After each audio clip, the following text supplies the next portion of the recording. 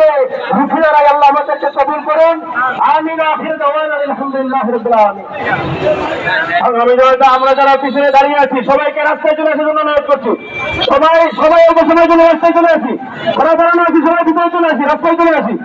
সংগ্রামী সভাপতি, সংগ্রামী জনতা এই পর্যায়ে বক্তব্য রাখবেন আজকে এই সমাবেশের সংগ্রামী সভাপতি খেলাফত মজলিস নারায়ণগঞ্জ মহানগর শাখার সংগ্রামী সভাপতি জননেতা হাফেজ কামাল হোসেন।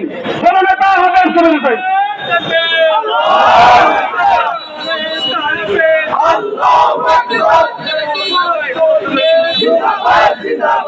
السلام عليكم ورحمة الله وبركاته. إن الحمد لله والصلاة والسلام على رسوله الكريم وعلى آله وأصحابه أجمعين. الحمد لله অনেক কষ্ট করেছেন আপনারা। এই রোদের মধ্যে আল্লাহ এবং তার রাসূলকে তার ইজ্জত সম্মান বজায় রাখার স্বার্থে আমরা এই মেহনত করতে দিচ্ছি। মৃত্যু পর্যন্ত ঈমান নিয়ে যদি কবরে যেতে হয় তাহলে আল্লাহ তার রাসূলের ইজ্জত রক্ষায় আমাদের